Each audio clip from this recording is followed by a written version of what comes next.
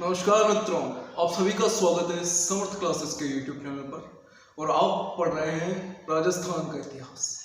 तो मित्रों, बिना समय गंवाते हुए माता सरस्वती के आशीर्वाद से शुरू करते हैं हमारी क्लास को। तो आज हमें जानना है जालोर का चौहान वंश। कौन सा? जालोर के चौहान वंश का इतिहास। ये जालोर क्या है? सबसे पहले तो ये जालोर नाम, इतिहास को कैसे पढ़ना है, इतिहास में सबसे पहले जो नाम हो ना, सबसे पहले तो उससे पहचानो। ये जालोर क्या है? सबसे पहले तो इसे जानो। जालोर दो शब्दों से मिलकर बना है, जाल और लोर। जाल क्या है? जाल एक पेड़ है, पेड़ होते हैं जाल के, और लोर मतलब होता है सीमा, सीमा क्षेत्र। तो ऐसा सीमा क्षेत्र जहां पर जाल के पेड़ पाए जाते हैं, ऐसा सीमा क्षेत्र जहां पर जाल के पेड़ पाए जाते हैं, वो क्या कहलाएगा? जालोर। इस जालोर के और भी नाम मिलते हैं। प्राचीन काल में इसको कहा जाता था जाबालीपुर।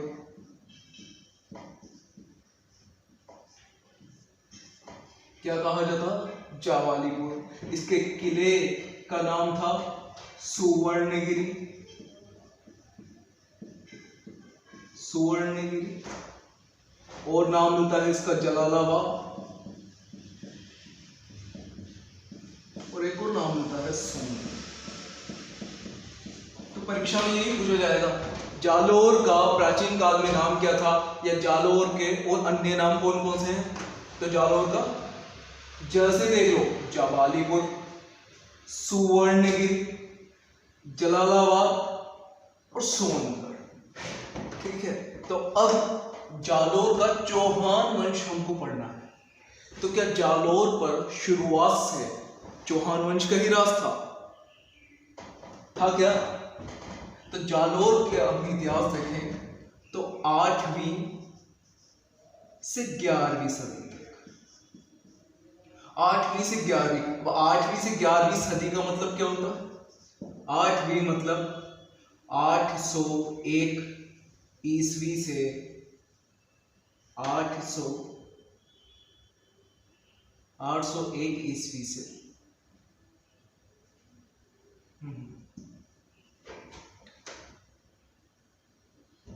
इसका मतलब है 701 ईस्वी से 820 ईस्वी तक। और 11वीं सदी का मतलब क्या है? ये 1 से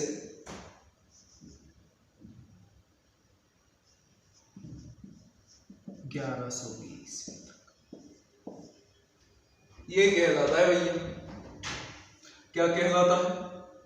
जैसे अभी हमारा 21वीं सदी चल रहा है, तो 21वीं सदी का मतलब क्या है? अभी ये 2001 से लेकर कब तक चलेगा 21वीं सदी का मामला? ये कहला रही है 21वीं सदी।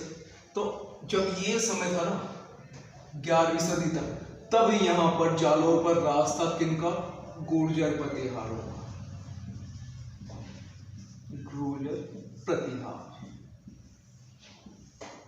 गुर्जर प्रतिहारों का। फिर इनके बाद समय आता है 12वीं सदी। 12वीं सदी में यहां पर शासन हो गया परमार शासकों का। परमार शासकों का।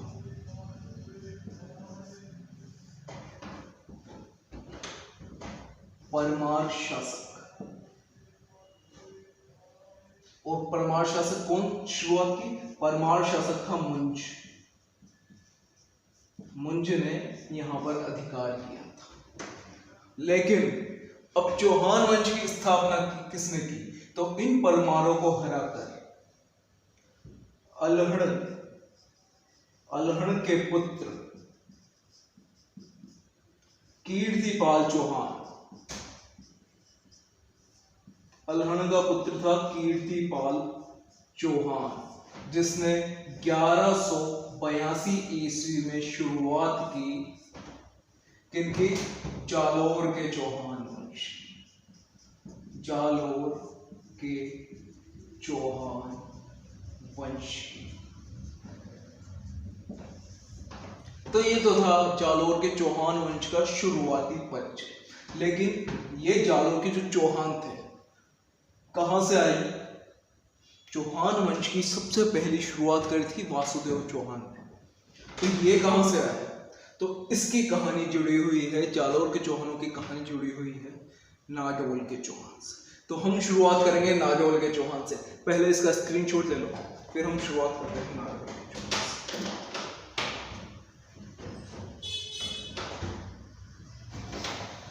हाँ, तो प्रश्न है कि नाडोल जो ये जालोर के चौहान किससे जुड़े हुए हैं? नाडोल के चौहान से। तो नाडोल के चौहान की शुरुआत कब से हुई?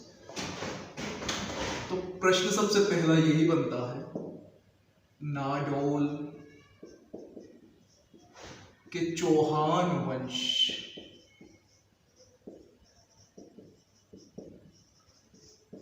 की स्थापना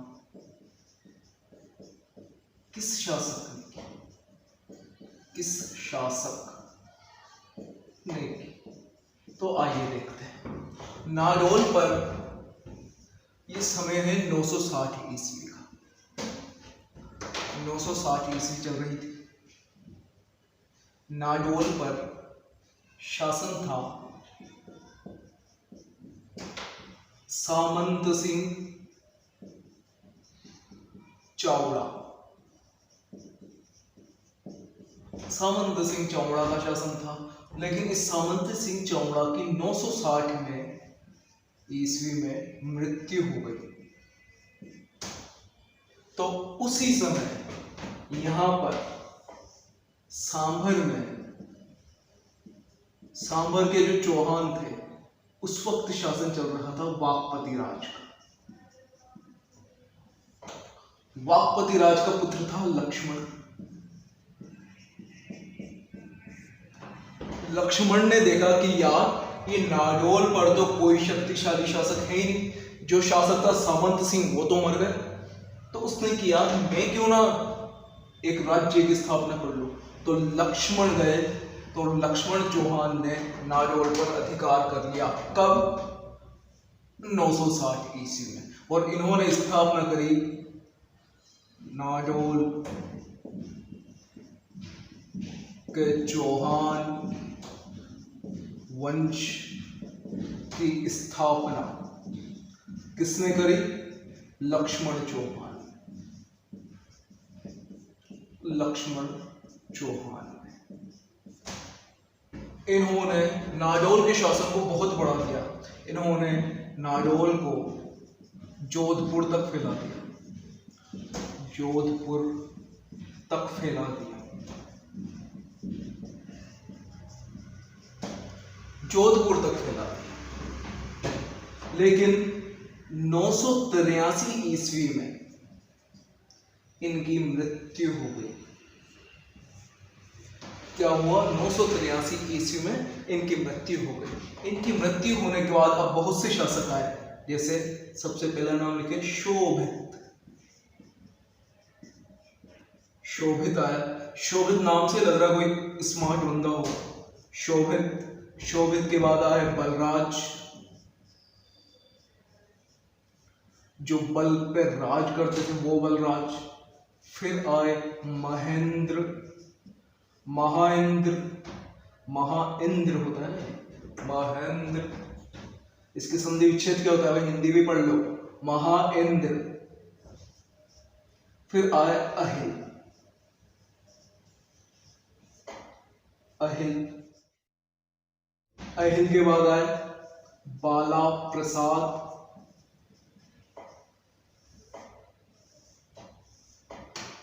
और फिर पृथ्वीपाल। इतने सारे शासक आए, लेकिन इनमें सबसे महत्वपूर्ण इंसान जो है ना, यह है अहिल। क्यों? क्योंकि इस अहिल ने, गुजरात का शासक था भीम प्रथम चालुक्य। भीम प्रथम चालुक्य। इसने इस भीम प्रथम चालुक्य को पराजित किया। उस वक्त था मालवा का शासक भोज, और इस भोज का एक सेनापति था सुंधा। सेनापति था सुंधा। इसने क्या करा, वो जो सेनापति सुंधा था ना, अहिल ने उसकी गर्दन उड़ा दी और गर्दन ये लुढ़क के यहाँ दे दी। ऐसे तो पराक्रमी वाले काम करे। और एक और इसने पराक्रमी वाला काम, 1025 ईस्वी में जब महमूद गजनवी था, वो जा रहा था सोमनाथ। तो सोमनाथ जा रहा था, तो सोमनाथ मंदिर के रास्ते में रोककर उससे टक्कर ली। किसने? अहिल ने। तो भैया ये है भैया अहिल का पराक्रम। इसमें अगर आपको ध्यान रखने वाली बात है तो एक अहिल को याद रख लेना, एक लक्ष्मण चौहान। फिर इसमें और याद रखने वाले, इसका स्क्रीनशॉट ले, फिर आगे बढ़ते हैं।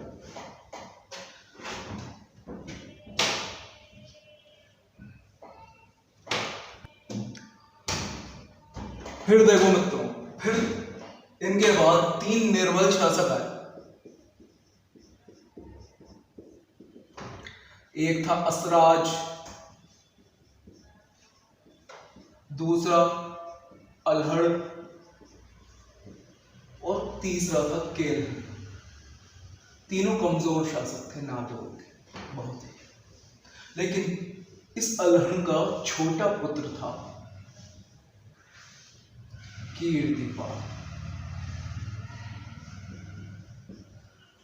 कीर्तिपाल चौहान। अब ये करेगा असली शुरुआत। इसको कीतू चौहान भी कहते हैं, कीतू चौहान।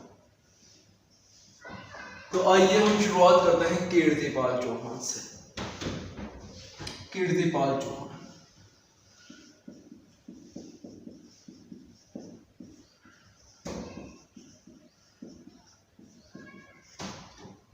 कीर्तिपाल चौहान ने अपने समय में क्या करा, देखिए। ये भी थे चौहान और पृथ्वीराज चौहान।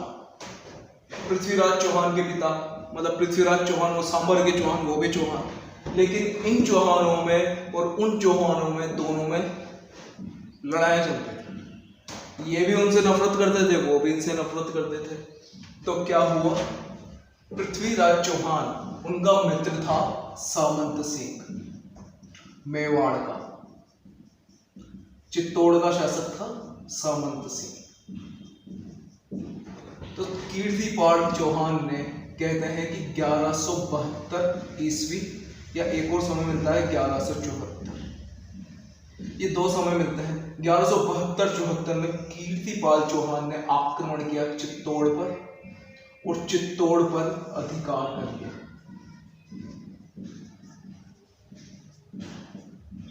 क्या करा, चित्तौड़ पर अधिकार कर लिया।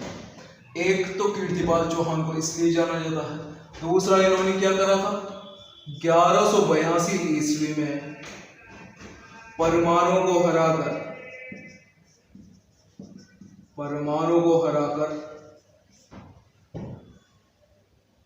जालोर के शासक बन गए।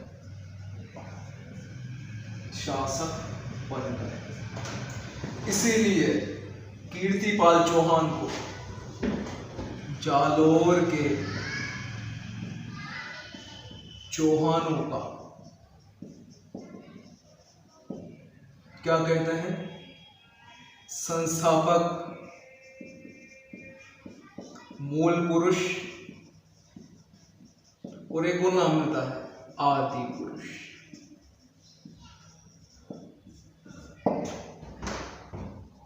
क्या मिलता है, कीर्तिपाल चौहान। कीर्तिपाल चौहान को जालोर के चौहान वंश का संस्थापक, मूल पुरुष और आदि पुरुष कहते हैं। तो कीर्तिपाल चौहान ने क्या किया अपने समय में, एक तो करा सामंत सिंह पर, किसमें, क्योंकि ये सामंत सिंह पृथ्वीराज का क्या था? बहनोई। किसका? पृथ्वीराज चौहान का बहनोई था, इसलिए इसको यहां से भगाकर फिर इसने क्या किया? तो सामंत सिंह ने याद आया तो वागड़ के गुहिल वंश की स्थापना। देखो यहाँ से मेवाड़ भी क्लियर हो रहा है आप लोगों का, क्योंकि सारे जुड़े हुए हैं। वागड़ के गुहिल वंश की स्थापना की थी इन्होंने 1169 ईस्वी से। परमार को हराकर जालोर का शासक बन गया। अब इसी कीर्तिपाल चौहान को सुंडा माता के शिलालेख में, सुंडा माता शिलालेख में इसकी एक उपाधि मिलती है, राजराजेश्वर।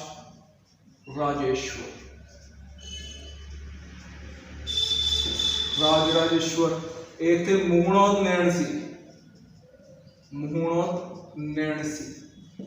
तो ये मुहणोत नैणसी जो थे ना, मुहणोत नैणसी ने कहा कि तू एक महान राजा, कि तू एक महान राजा। इसके अलावा और क्या कहा जाता है इनको कहा जाता है शैव धर्म को मानने वाला। क्यों? क्योंकि इन्होंने जालोर में एक मंदिर बनवाया।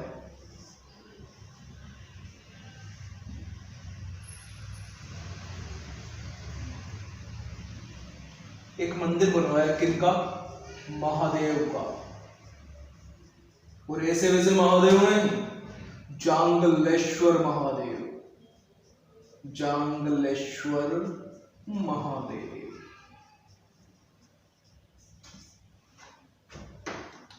तो मित्रों अब देखो, कीर्तिपाल चौहान से आपसे कौन सा प्रश्न पूछेगा?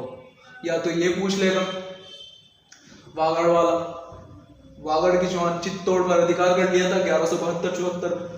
1182 ईस्वी में परमारों को हराकर जालोर का शासक बन बैठा और शुरुआत करी जालोर के चौहान वंश की। तो जालोर के चौहान वंश का संस्थापक, मूल पुरुष, आदि पुरुष, शैव धर्म को मानने वाला महादेव, जांगलेश्वर महादेव।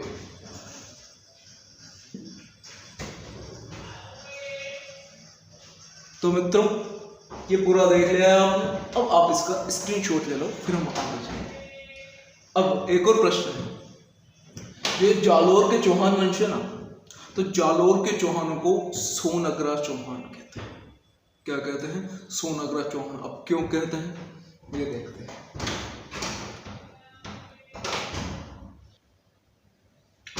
तो भाई प्रश्न बनता है, जालोर के चौहानों को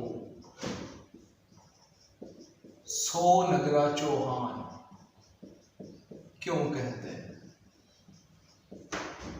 सोनगरा चौहान क्यों कहते हैं? तो देखो मित्रों, मैंने एक नाम बताया था, जालोर को क्या कहते थे पहले?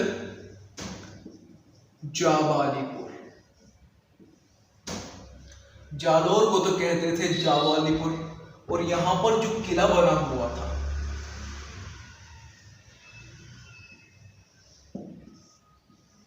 ये किला, इसको कहते थे सुवर्णगिरी। क्या कहते थे? सुवर्णगिरी। सुवर्णगिरी से ये हो गया था सोनगढ़। क्या हो गया था? सोनगढ़। अब सोनगढ़ में रहने वाले चौहान वंश के शासकों को क्या कहा गया? सोनगरा चौहान। कहा गया? सोनगरा चौहान। तो ये सोनगरा चौहान कहला है इस तरह। ये क्या है? अपभ्रंश। अगर पूछे सुवर्णगिरी का अपभ्रंश, जो भ्रंश हो गया सुवर्णगिरी से, ये सोनगढ़ हो गया। तो अब कीर्तिपाल चौहान कीर्तिपाल सोनगरा। सोनगरा के बाद कौन आया? आया समर सिंह। समर सिंह ये शासक बना था कब? जब वो हटा 1182 ईस्वी में, और कब तक रहा? 1205 ईस्वी। इसके शासनकाल में इसने क्या करा? जो ये जालोर का किला था ना, तो जालोर के किले के चारों ओर इधर रहा था। जालोर के किले के चारों ओर एक परकोटा बनवाया। परकोटा बनवाया।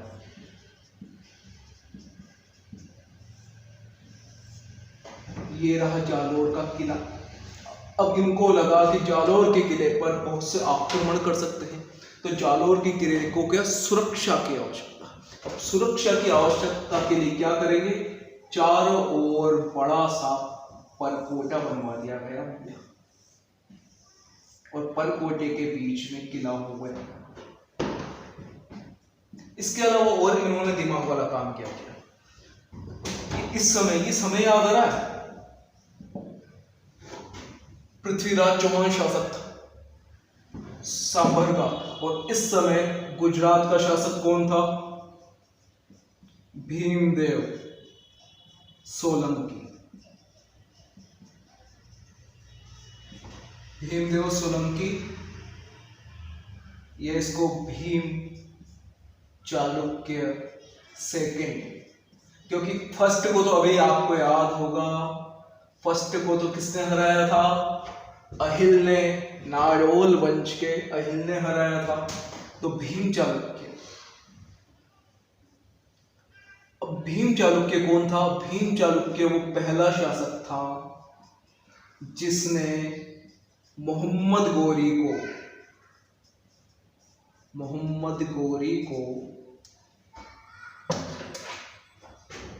पहली बार हराया था।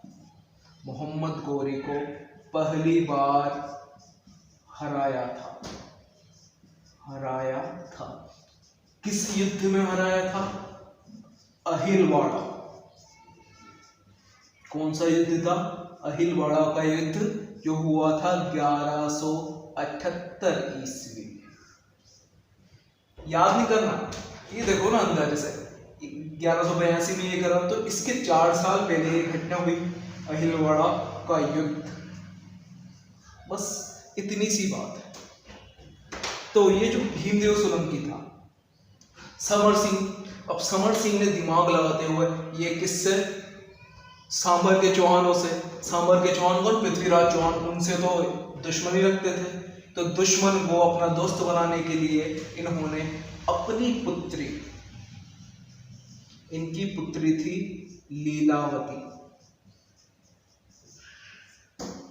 लीलावती का विवाह करवा दिया। किसके साथ? भीमदेव सोलंकी के साथ। क्या? समर सिंह को याद करें, किसका पुत्र है? कीर्तिपाल सोनगरा का। इन्होंने देखा कि यार किले को, हमारे शहर को सुरक्षा की आवश्यकता है, तो एक परकोटा बनवा दिया।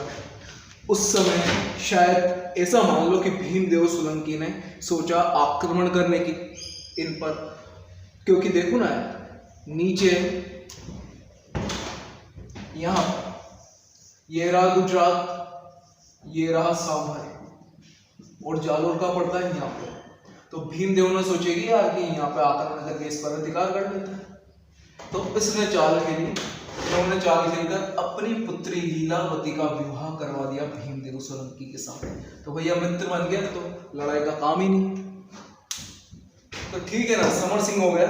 अब इसका स्क्रीनशॉट लो, फिर आगे चलते हैं। तो आओ भैया आगे बढ़ते हैं। चित्तौड़ के शासक जैत्र सिंह ने जालोर के किस शासक पर आक्रमण किया था? तो बेटाओं, सबसे पहले तो ये जैत्र सिंह, कुछ ध्यान आ रहा है? चित्तौड़ का शासक था मेवाड़। इसके समय में पहले राजधानी थी आहड़, इस आहड़ को किसने नष्ट कर दिया था? इल्तुतमिश ने। इल्तुतमिश ने नष्ट कर दिया था। तो इन्होंने किसको? चित्तौड़ को राजधानी बनाया था। इन दोनों के मध्य कौन सा युद्ध हुआ था? भूताला का, 1227 ईस्वी में। इसमें विजय कौन हुए थे? जयद्रथ सिंह। तो इतनी जानकारी आपके लिए पर्याप्त है।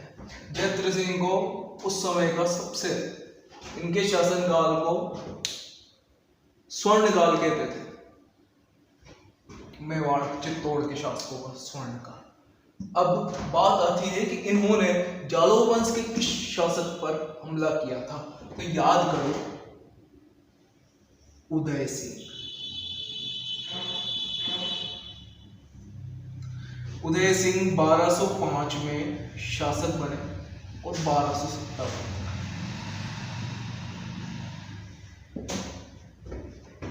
अब सच कहा जाए ना तो जालौर के चौहान वंश का संस्थापक तो कहा जाता है किसको? कीर्तिपाल चौहान को। लेकिन नाडोल के चौहान शासक पूरी तरह से कब मिले थे?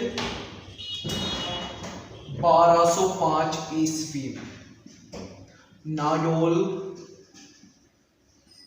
के शासक, नाडोल का चौहान वंश कहें, नाडोल का चौहान वंश पूरी तरह से मिल गया था, पूरी तरह से जालौर के चौहान वंश। ये पूरी तरह से बन गए थे जालौर के चौहान। कब? 1205 ईस्वी। तो बात आती है उदय सिंह की। तो पहले उदय सिंह को जानते हैं कौन था ये? अभी जो समर सिंह थे ना, उन समर सिंह का पुत्र, समर सिंह का पुत्र। इसके लिए कहा जाता है कि यह एक पराक्रमी राजा था, पराक्रमी राजा था। सुंडा माता का जो शिलालेख है,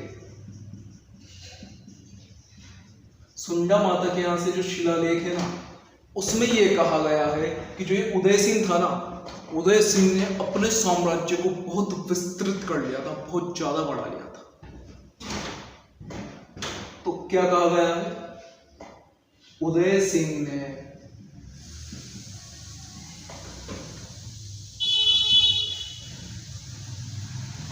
अपने साम्राज्य को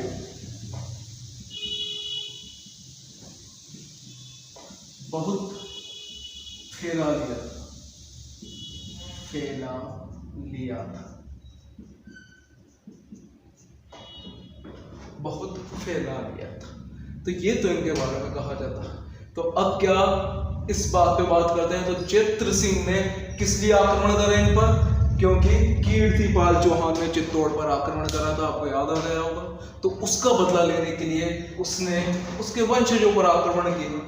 तो उदय सिंह, जयद्रथ सिंह का आक्रमण हुआ उदय सिंह पर।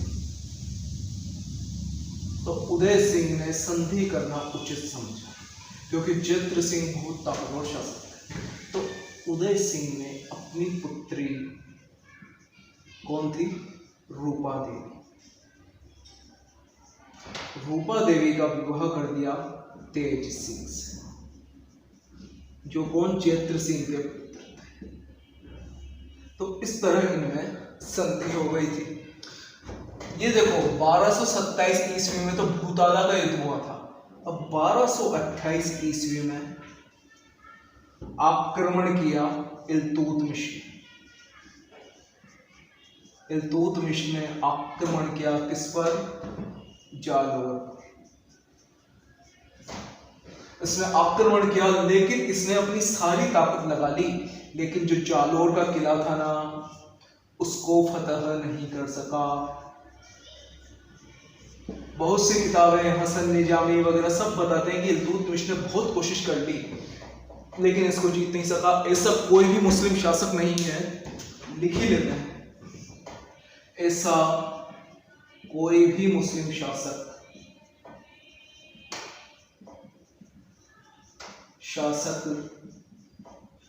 नहीं है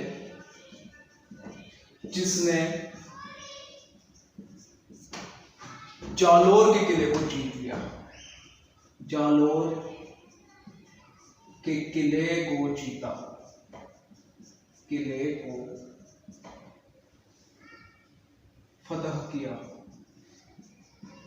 ये मिलती है जान। तो इल्तुतमिश ने बहुत कोशिश करी लेकिन जालोर को जीत नहीं सका।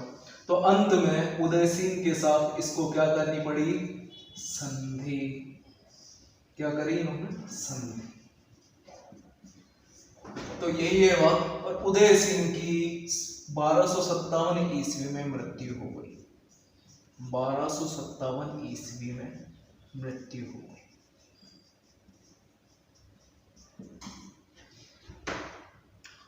अब उदय सिंह के बाद चलेंगे।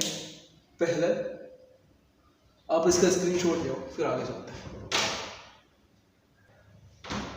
तो बात करते हैं मित्रों अगले प्रश्न पर। बलबन ने जालोर पर आक्रमण करने के लिए किसे भेजा? बलबन भी कौन था? गुलाम वंश में ही था। ठीक है। तो सबसे पहले जानते हैं कि उन उदय सिंह के बाद क्या हुआ। उदय सिंह के बाद आया चाचिंग देव।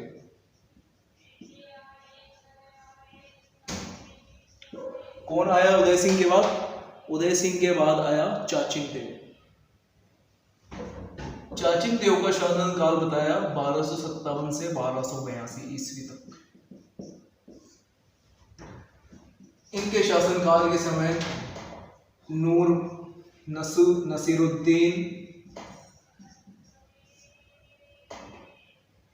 नसीरुद्दीन महमूद व बलबन,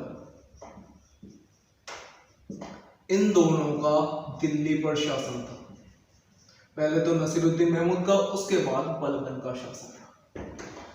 इनके समय में जालोर पर कोई आक्रमण नहीं हुआ। जालोर पर कोई आक्रमण नहीं हुआ।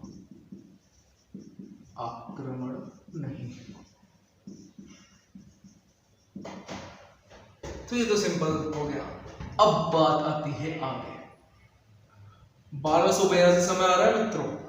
इसी समय हम्मीर देव चौहान शासक बने थे। याद आ रहा है कुछ? इसी समय हम्मीर देव चौहान शासक बने थे। कहाँ के? रणथंभौर के। तो चाचिंग देव के बाद आया सामंत सिंह। 1282 में शासक बने, 1305 ईस्वी तक रहे। सामंत सिंह के समय जो ये बलबन था ना, इस बलबन ने किसको भेजा आक्रमण के लिए? सबसे पहले तो ये जालोर का किला बना देते हैं। जालोर,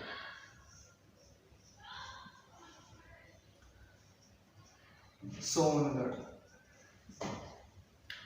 बलबन ने भेजा नूर मोहम्मद को।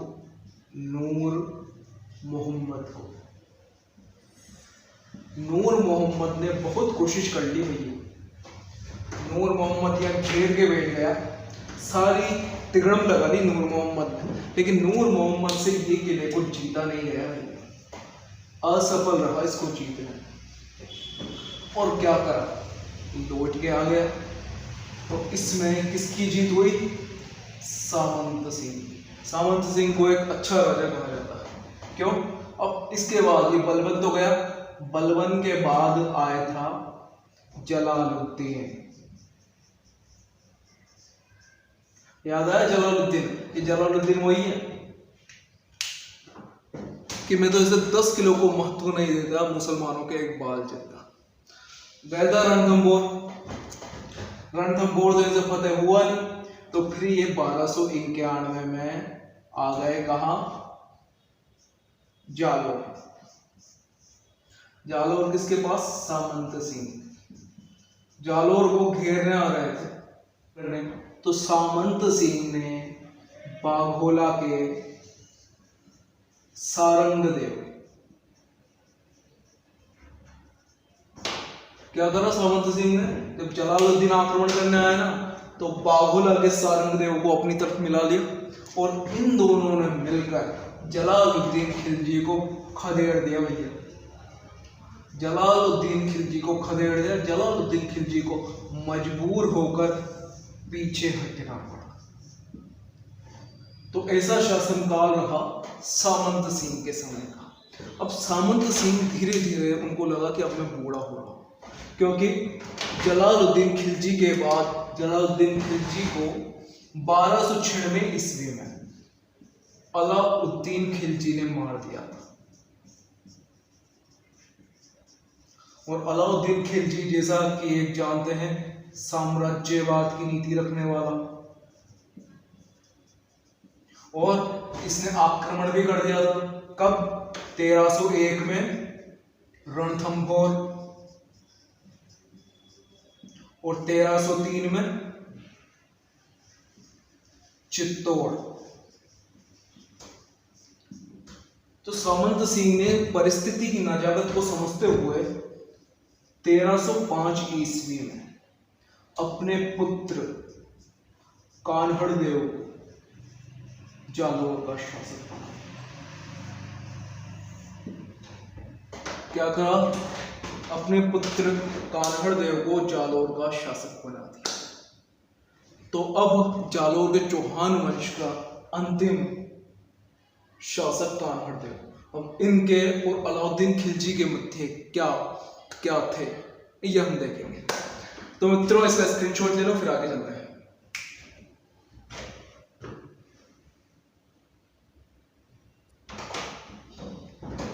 हाँ तो मित्रों वो हमारा इतना निपट चुका है। अब आखिरी रह गया है जिसमें आपके जालोर का चौहान वंश खत्म हो जाएगा, समाप्त हो जाएगा। समाप्त क्या? पूरा हो जाएगा। समाप्त नहीं बोलना चाहिए, पूरा होना चाहिए।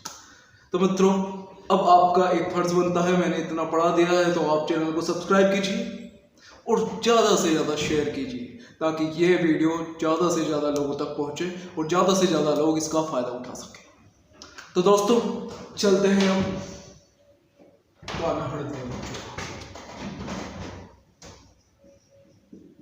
कान्हड़ देव चौहान।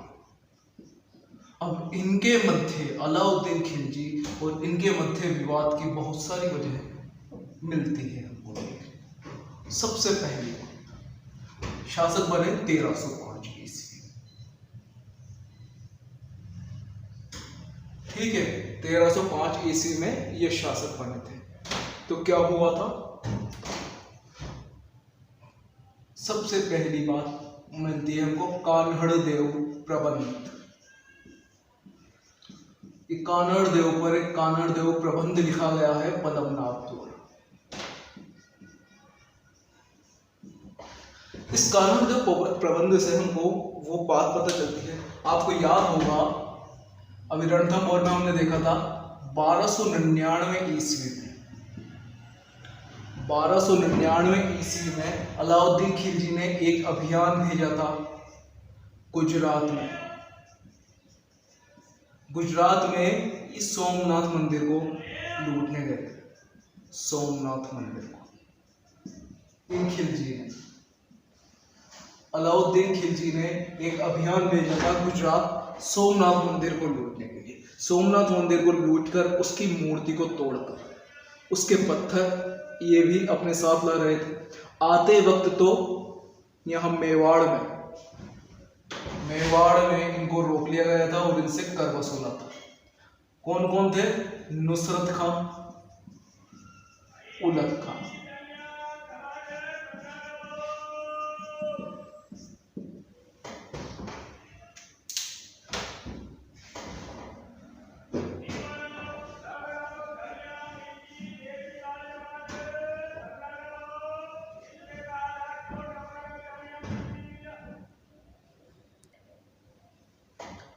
हाँ तो मित्रों कौन कौन थे? नुसरत खां और उलग खां। नुसरत खां, उलग खां गुजरात अभियान को लूटने आए थे।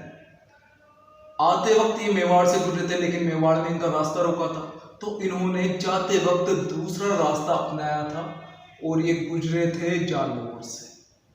कहाँ से? जालोर से। अब जब ये जालोर से गुजरे थे ना, देखो यहाँ लिख देता हूँ, गुजरात अभियान के बाद सेना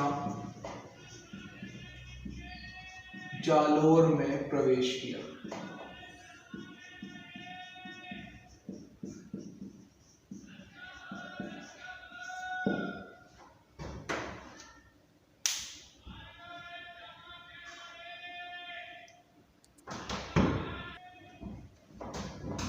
क्या किया इन्होंने?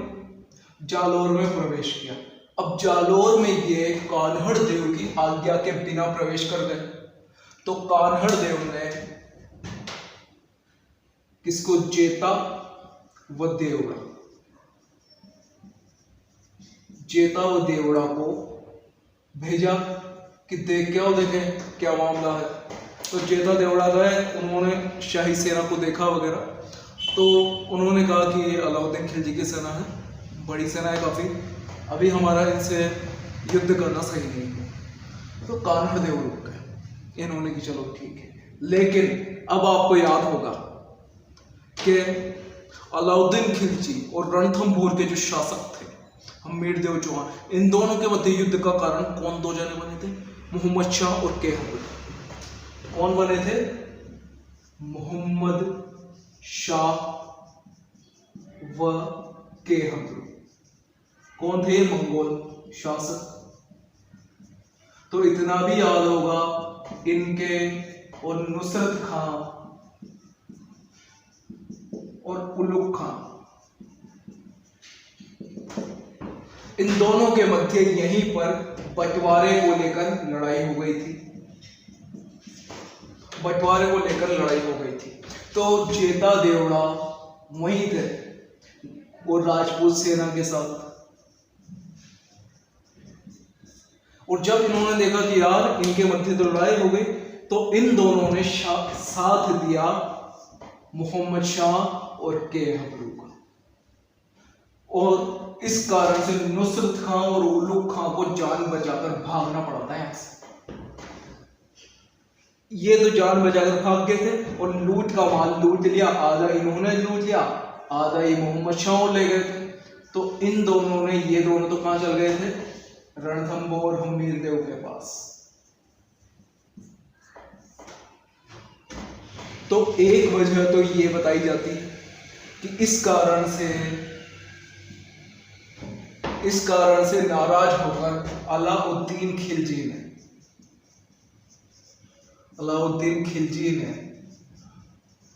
1305 ईस्वी में अलाउद्दीन खिलजी ने 1305 ईस्वी में ऐन उल मुल्क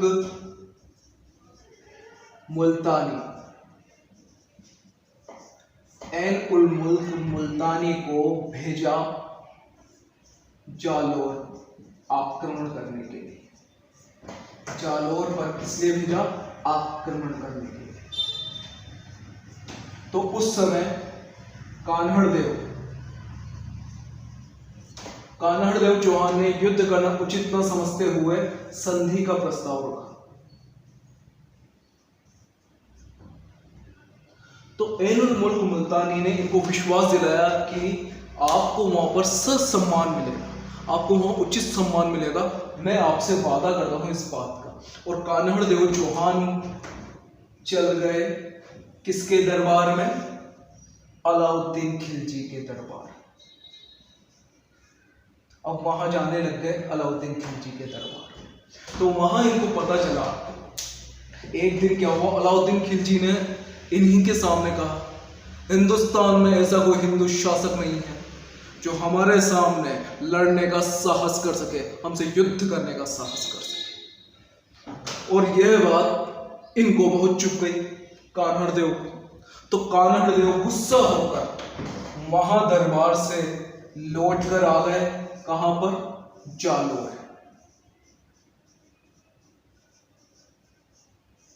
लौट कर कहां आ गए? जालोर। यह बात भी, इस बात को भी दूसरा कारण माना जाता है अलाउद्दीन खिलजी और कान्हड़ देव के मध्य युद्ध का। तो ये तो आ गए थे लौट कर,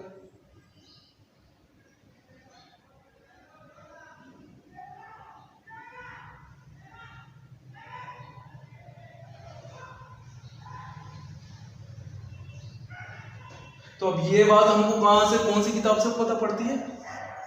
ये किताब है तारीख ए फरिश्ता।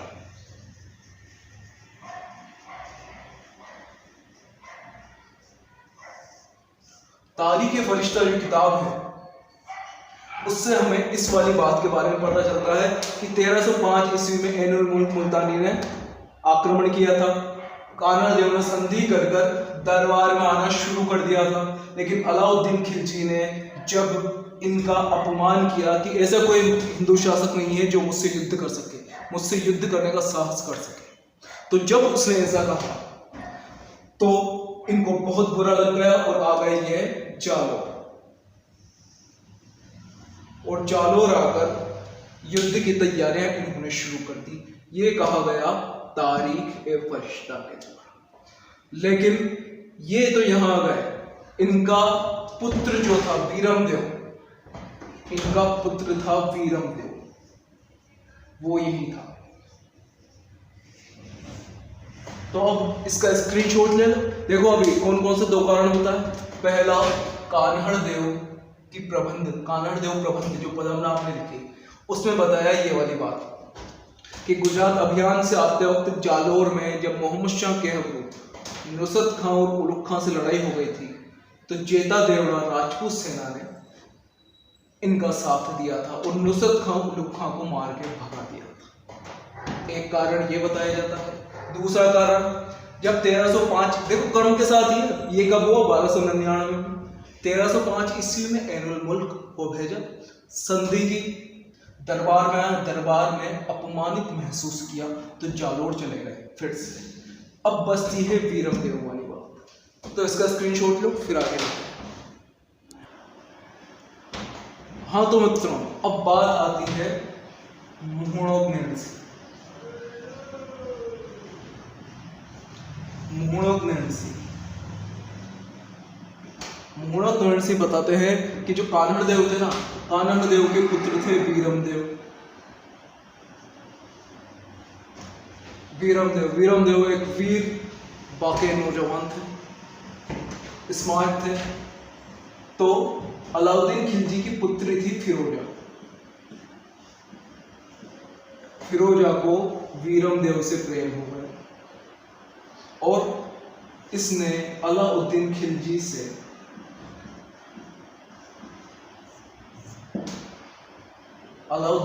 से रिक्वेस्ट की कि ये वीरमदेव को मनाए शादी के। तो अलाउद्दीन खिलजी पहले तो नहीं माना, लेकिन अपनी पुत्री के आगे पिघल गए। फिर अलाउद्दीन खिलजी ने जब वीरमदेव से की तो वीरमदेव ने अपने धर्म विरुद्ध जाकर विवाह करना उचित नहीं समझा और वीरमदेव यहाँ बिना किसी को बताए लौट कर आ गए जालोर।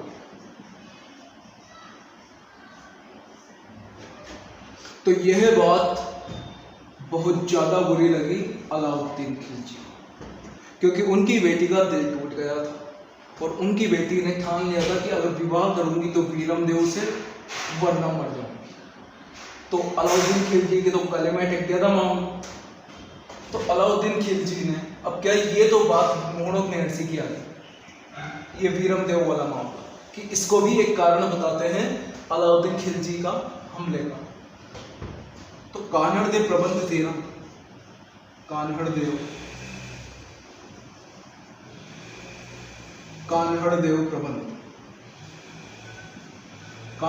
प्रबंध में और आगे की कहानी लिखी हुई है। उसमें क्या बताया गया कि जो ये अलाउद्दीन खिलजी था ना, अलाउद्दीन खिलजी ने फिरोजा की धाय मांगी।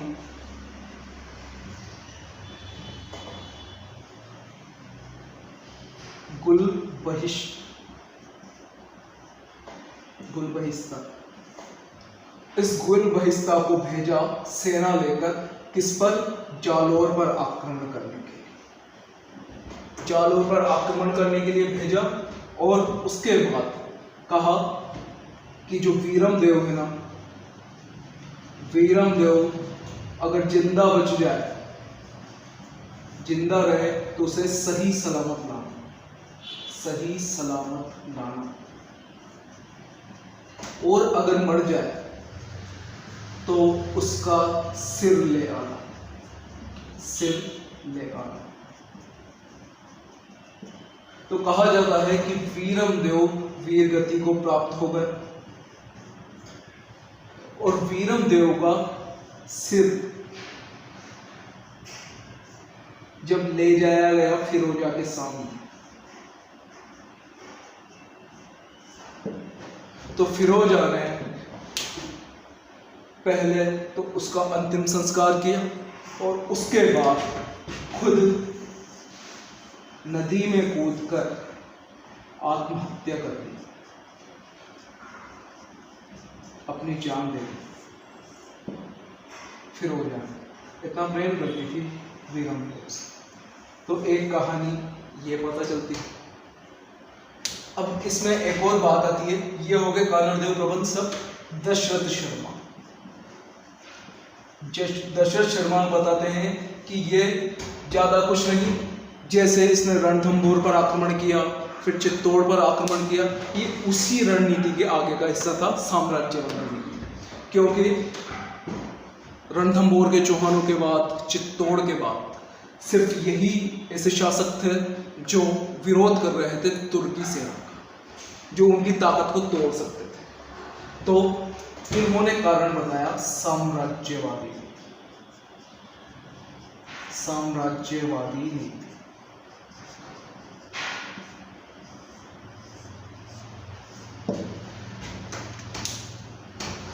हाँ तो मित्रों, अब आपने सारे कारण देख लिए हैं एक के बाद एक।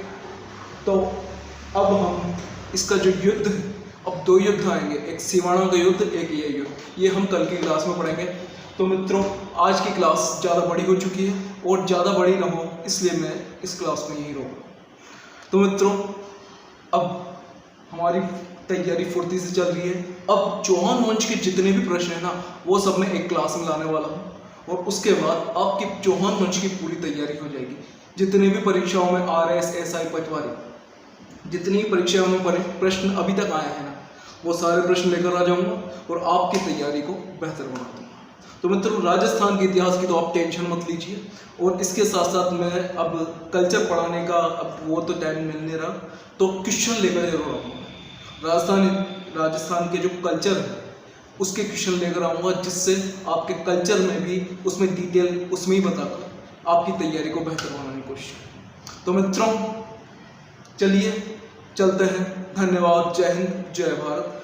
अपनी तैयारी को बेहतर बनाइए और अपने आप को बेहतर बनाइए। मिलता है।